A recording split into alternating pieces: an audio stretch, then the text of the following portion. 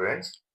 ఈరోజు మనం ఈ వీడియోలో సోమవారం జరగబోయే సోషల్ ఎగ్జామ్కి సంబంధించి కొన్ని ఇంపార్టెంట్ క్వశ్చన్స్ ఎక్కడ మనము ఫోకస్ చేయాలి, ఏ క్వశ్చన్ని నెగ్లెక్ట్ చేయకుండా దాని గురించి ఫోకస్ చేయాలనేది ఈ వీడియోలో తెలుసుకుందాం. మనకి 1 మార్క్ క్వశ్చన్స్ చాలా ఇంపార్టెంట్. ఎందుకంటే వచ్చే 12 క్వశ్చన్లో కూడాను ఎక్కువ డిఫరెన్షియేట్ చేసి ఎక్కువగా డిఫరెంట్ టైప్స్ లో అడిగే క్వశ్చన్స్ 1 మార్క్ క్వశ్చన్సే కాబట్టి 1 మార్క్ క్వశ్చన్స్ లో మార్కులు తగ్గే అవకాశం ఉంది.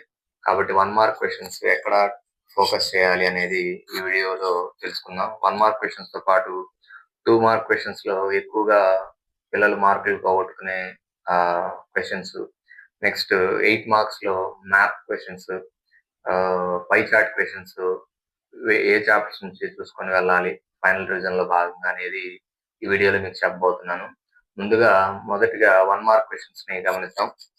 1 మార్క్ క్వశ్చన్స్ కనుక మీరు అబ్జర్వ్ చేస్తే మనకి మొత్తంగా ఎంసీక్యూ మోడల్లో క్వశ్చన్ రావచ్చు.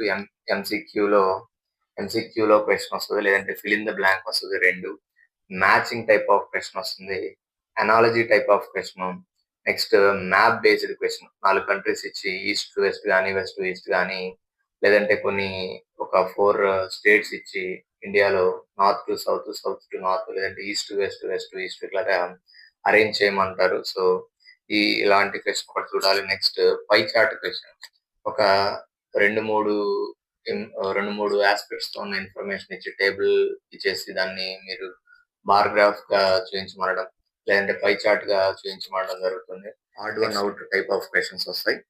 ఈ add one out type of questions లో 4 వర్డ్స్ ఇవ్వడం జరుగుతుంది. 3 వర్డ్స్ ఒక రూల్ కి సంబంధించివి.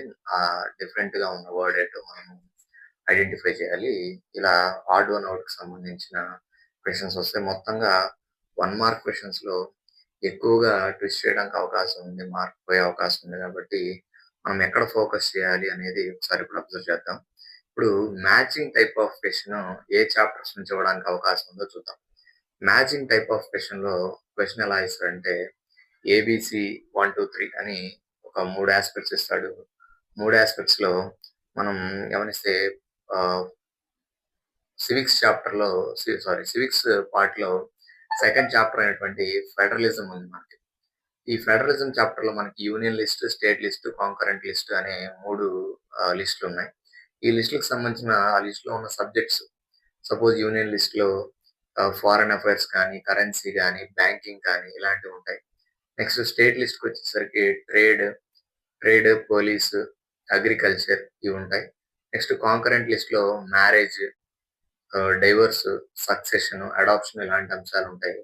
ఈ అంశాలకు సంబంధించి union list, concurrent list, state list అని ఒకవైపు, రెండో వైపు ఆ 3 లిస్టులకు సంబంధించిన ఒక్కొక్క సబ్జెక్ట్ ఇవ్వడం జరుగుతుంది. మనం మ్యాచింగ్ చేసుకోవాలి. సో ఇది మీరు ఫోకస్ చేయాల్సిన topic. List, union, state list and concurrent లిస్టులు ఒకసారి చూసుకోవాలి వెళ్లే ముందు. నెక్స్ట్ పొలిటికల్ పార్టీస్ కి సంబంధించి, పొలిటికల్ పార్టీస్ చాప్టర్ లో మనకి నేషనల్ పార్టీస్, స్టేట్ పార్టీస్ ఉన్నాయి. నేషనల్ పార్టీస్ 6 ఉన్నాయి. స్టేట్ పార్టీస్ ప్రతి స్టేట్ లో ఉంటాయి కాబట్టి స్టేట్ పార్టీస్ ఎక్కువగా ఉంటాయి. ఈ నేషనల్ పార్టీస్ ఏ అలయన్స్ లో భాగము అనేసి మనకు మ్యాచింగ్ ఇవ్వడం జరుగుతుంది. ఫర్ ఎగ్జాంపుల్ లెఫ్ట్ సైడ్ లో మనకి BJP, Indian National Congress, Communist Party of India ఇలా ఇస్తాడు. Right side NDA, National Democratic Alliance, UPA, United Progressive Alliance, left parties అని అంటాడు. కమ్యూనిస్ట్, సిపిఐ అనేది కమ్యూనిస్ట్ పార్టీ, ఇది లెఫ్టిస్ట్ పార్టీ కాబట్టి లెఫ్ట్ అనేది ఈజీగా మనం మ్యాచ్ చేయొచ్చు.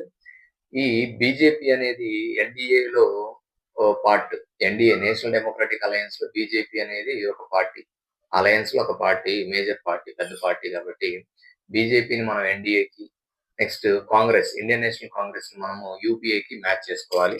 సో ఇలాగ కూడా క్వశ్చన్ అడగొచ్చు. మ్యాచింగ్ టైప్ ఆఫ్ క్వశ్చన్ లో మనకి పొలిటికల్ పార్టీస్ నుంచి, ఫెడరలిజం నుంచి ఇవ్వడానికి అవకాశం ఉంది. అవి చూసుకోండి.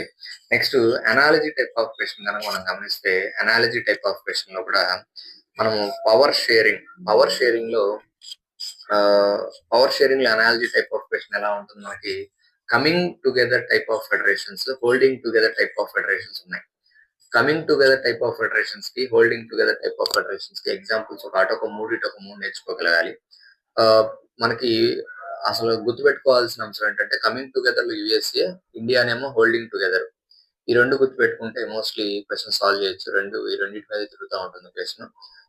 ఎలా అడుగుతాడు? Coming together type of federation USA, holding together type of federation dash, ఇలాగా అనాలజీ టైప్ ఆఫ్ క్వశ్చన్ అడుగుతాడు. అక్కడ మనం ఇండియా అని, లేదంటే వాళ్ళే హోల్డింగ్ అడిగి మనల్ని కమింగ్ టుగెదర్ సంబంధించింది అడగటము, లేదంటే స్టేట్ ఇచ్చి కంట్రీ ఇచ్చి coming together USA coming together, India holding together type of federation కాబట్టి ఇలా India holding together type of federation అని రాయాలి. ఇవి అనాలజీ టైప్ ఆఫ్ క్వశ్చన్ లో పవర్ షేరింగ్ నుంచి అడిగేవి. ఫెడరలిజం చాప్టర్ నుంచి కూడా అడుగుతాడు. సేమ్ ఇందాకైతే మనం union list, state list, concurrent list అనుకున్నాము. ఆ టాపిక్స్ మీదే మనకి union list, foreign affairs, state list dash అనొచ్చు. అక్కడ మనం ఏదైనా సరే స్టేట్ లిస్ట్ సంబంధించిన ఏదో ఒక సబ్జెక్ట్ రాయొచ్చు. Either it is agriculture are trade, ఈ పోలీస్ ఏదైనా రాసుకోవచ్చు. సో ఇవి అనాలజీ టైప్ ఆఫ్ క్వశ్చన్స్ లో పవర్ షేరింగ్ నుంచి, ఫెడరలిజం నుంచి అడగడానికి అవకాశం ఉంది. లాస్ట్ ఇయర్ సప్లీలో ఒక క్యాపిటల్ కి సంబంధించిన క్వశ్చన్ అడిగాడు. లాస్ట్ ఇయర్ సప్లిమెంటరీకి సంబంధించిన క్వశ్చన్ ఎలా అడిగేటంటే ఇటలీ, రోమ్, జర్మనీ డాష్ అని ఇచ్చాడు.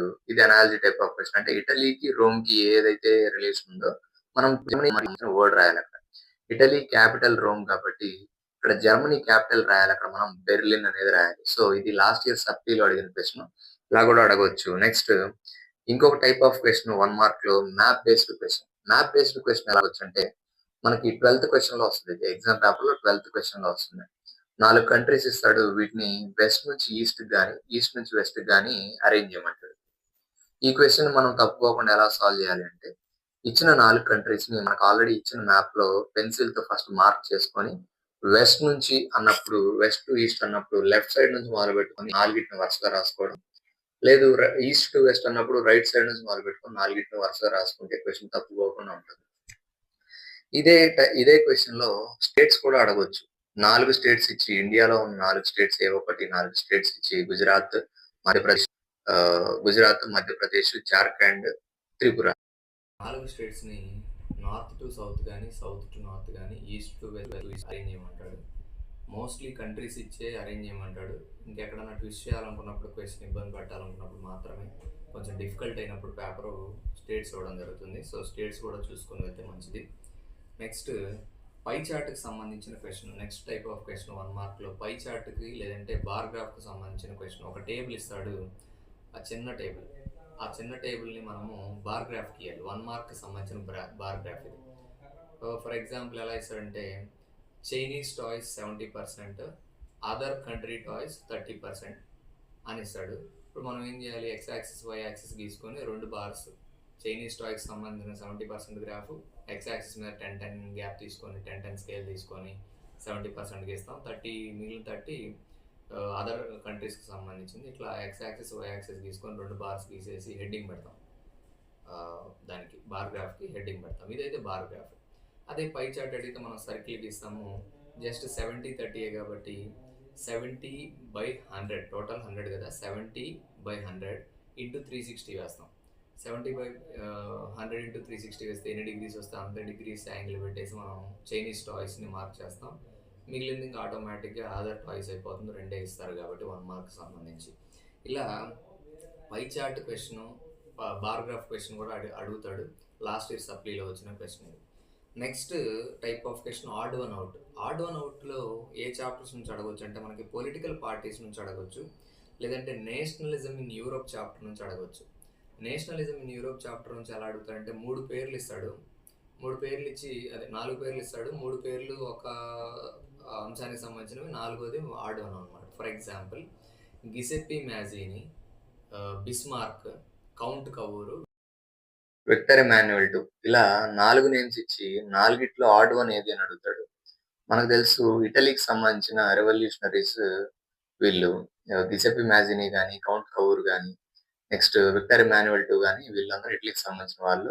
ఒకే ఒక అతను బిస్మార్క్, అది జర్మనీకి సంబంధించింది కాబట్టి హార్డ్ వన్ ఆటోమేటిక్‌గా బిస్మార్క్ అవుతాడు. ఇలాగా నేషనలిజంని ఇన్ యూరోప్ నుంచి అడగొచ్చు.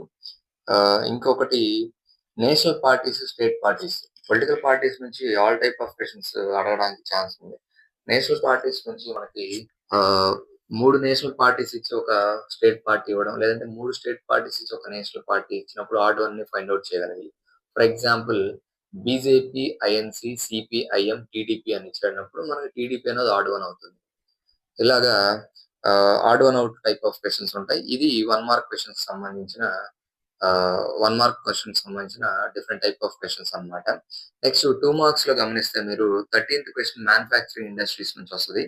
ఇది mostly what are basic industries, give examples. What are agro based industries, give examples.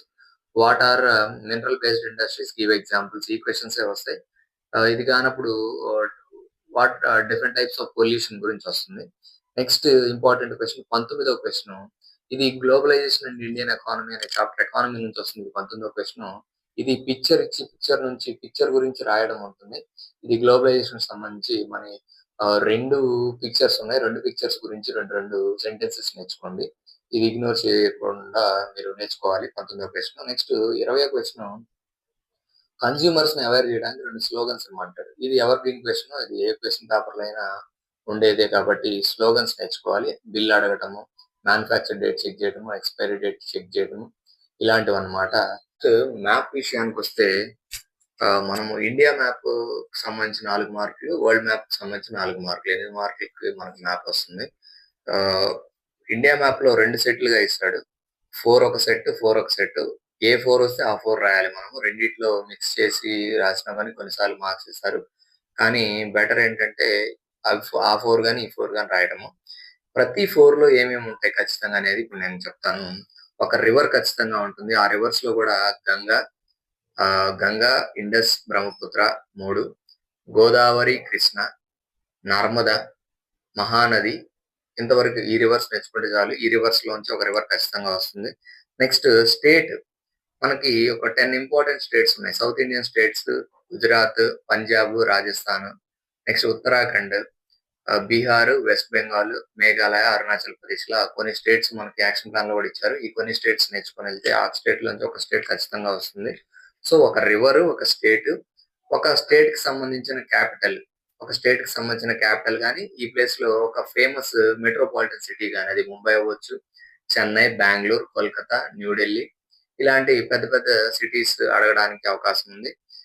ఇంకా నాలుగవది ఫిజికల్ ఫీచర్. అది Deccan plateau, next Aravalli mountains, Thar desert, Chota Nagpur plateau ఇలాంటి ఇలాంటివి అడుగుతాడు. నెక్స్ట్ ఇండియాకున్న బౌండరీస్ కానీ, బే ఆఫ్ బెంగాల్ గాని, ఇండియన్ ఓషన్ గాని, లేదంటే అరేబియన్ సీ గాని ఇలాంటివి అడుగుతాడన్నమాట దీని ప్లేస్‌లో. అంటే మొత్తంగా మనకు మ్యాప్‌లో అడిగే 4 పాయింట్స్‌లో ఒకటి రివర్, ఒకటి స్టేట్, ఒకటి state capital or famous city or big city. Physical features like Deccan plateau, Chota Nagpur plateau, Aravalli, Thar desert ఇలాంటివన్నమాట. ఇవి ఇండియా మ్యాప్‌కి సంబంధించి. వరల్డ్ మ్యాప్‌కి సంబంధించి సేమ్ ఇండియా మ్యాప్‌లో ఎలా అయితే 2 సెట్లుగా 2 ఫోర్స్ ఇస్తాడో, ఇక్కడ కూడా వరల్డ్ మ్యాప్‌లో 2 ఫోర్స్‌గా ఇస్తాడు. పై 4 గాని, కింద 4 గాని రాయాలి. ఈ 4లో వేటి మీద కాన్సంట్రేట్ చేస్తాడంటే, ఈ 4లో నార్త్ అమెరికా, సౌత్ అమెరికా నుంచి ఒక కంట్రీ ఖచ్చితంగా వస్తుంది.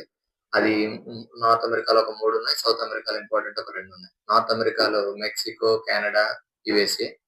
సౌత్ అమెరికాకొచ్చేసరికి బ్రెజిల్, అర్జెంటీనా. మొత్తం ఈ 5 నుంచి ఒకటి పక్కాగా వస్తుంది. నెక్స్ట్ యూరోప్ నుంచి ఒకటి ఖచ్చితంగా వస్తుంది. అది France, Germany, Italy, England, Switzerland, Netherlands వీటి మీదే ఉంటుంది మోస్ట్‌లీ. ఈ మధ్య కొత్తగా పోలాండ్, ఉక్రెయిన్ అడుగుతున్నాడు. ఆ 2 కూడా చూసుకోండి. నెక్స్ట్ మిగిలిన 2 ఏషియా నుంచే ఎక్కువగా టార్గెట్ చేస్తాడు. ఎందుకంటే ఆఫ్రికాలో అంత ఇంపార్టెంట్ అయిన కంట్రీస్ లేవు. 2 కంట్రీస్ ఆఫ్రికాలో ఇంపార్టెంట్. అది ఈజిప్ట్, సౌత్ ఆఫ్రికా. ఈ 2 కాకుండా సో, ఏషియా నుంచి ఎక్కువ టార్గెట్ చేసే అవకాశం ఉంది. 2 కూడా ఏషియా నుంచే ఇస్తాడు. ఏషియాలో ఇంపార్టెంట్ మనం చూసుకుంటే India, Bangladesh, Sri Lanka, China, next Japan, south Korea, Russia, Indonesia. ఇవి మోస్ట్ ఇంపార్టెంట్ అన్నమాట. సో, ఏషియా నుంచి వీటి మీద ఎక్కువగా కాన్సంట్రేట్ చేయండి. ఇవి కానప్పుడు ఒక్కొక్కసారి ఏషియా నుంచి ఒకటి వాటర్ బాడీ అడుగుతాడు. ఏదో ఒక వాటర్ బాడీ. వాటర్ బాడీస్ కనుక మనం చూసుకుంటే ఇంటర్నేషనల్‌గా ఉన్న water bodies important Red Sea, Mediterranean Sea, Black Sea, Bay of Bengal, కొన్ని oceans Atlantic, Pacific, Indian Ocean. Next ఇలాంటివి వాటర్ బాడీస్ కూడా అడగడానికి అవకాశం ఉంది. సో, వరల్డ్ మ్యాప్‌లో 4కి 4 రావాలంటే నార్త్, సౌత్, యూరోప్, ఏషియా ఎక్కువగా కాన్సంట్రేట్ చేసుకుంటూ ఈ వాటర్ బాడీస్ చూసుకుంటే సరిపోతుంది. ఈ టాపిక్స్ అన్నీ ఇంకా మనకి 1 డే టైమ్ ఉంది కాబట్టి ఇవన్నీ రివైజ్ చేసుకొని మొత్తం మీద ఎక్కడ 1 మార్క్ క్వెషన్స్ కానీ, మ్యాప్ కానీ, 2 మార్క్ క్వెషన్స్‌లో కన్స్యూమర్ రైట్స్ చాప్టర్ నుంచి వచ్చే ఈ స్లోగన్స్ క్వెషన్, నెక్స్ట్ 4 మార్క్స్ క్వెషన్స్‌లో 28థ్ క్వెషన్ వస్తుంది ఒకటి కన్స్యూమర్ రైట్స్ నుంచి. అది అప్లికేషన్ టైప్‌లో అడుగుతున్నాడు. అది ఎలా అంటే నువ్వొక కన్స్యూమర్‌వి నువ్వొక పార్లర్‌కెళ్ళావు. బటర్ మిల్క్ ప్యాకెట్ తీసుకున్నావు. దాని మీద మ్యానుఫ్యాక్చర్ డేట్ ఎప్పుడో పాస్‌డ్ ఉంది. అది ఎక్స్‌పైర్ అయిపోయింది. అయితే ఆహ్, నీ నువ్విప్పుడు ఏం చేయాలి? అనేది ఇట్లా అప్లికేషన్ టైప్‌లో క్వెషన్స్ ఉన్నాయి. లేదంటే ఒక ఎలక్ట్రిక్ ఐరన్ బాక్స్ కొన్నావు. ఆ ఎలక్ట్రిక్ ఐరన్ బాక్స్ షాకొచ్చింది. ఇమ్మీడియేట్‌గా నువ్వేం చేయాలి? అనేసి 4 మార్క్స్ క్వెషన్ వస్తుంది. దీన్ని అప్లికేషన్ టైప్‌లో ఇది కూడా చూసుకోండి. మొత్తం మీద ఎక్కడైతే మనకి మార్క్స్ పోతున్నాయో అక్కడ టాపిక్స్ నేను కవర్ చేయడం జరిగింది. వాటిని ఈ 1 డే టైమ్ ఉంది కాబట్టి, ఈ 1 డేలో కవర్ చేసుకొని మాక్సిమం మార్క్స్ స్కోర్ చేయడానికి ప్రయత్నం చేయండి. ఇలా ఈ చిన్న చిన్న అంశాలు గనక మీరు కాన్సంట్రేట్ చేస్తే 100 ఔట్ ఆఫ్ 100 స్కోర్ చేయటం సోషల్‌లో పెద్ద కష్టమేం గాదు. సో, అందరికి ఆల్ ది బెస్ట్. సోమవారం అందరూ ఎగ్జామ్ బాగా రాస్తారని ఆశిస్తున్నాను. All the best once again.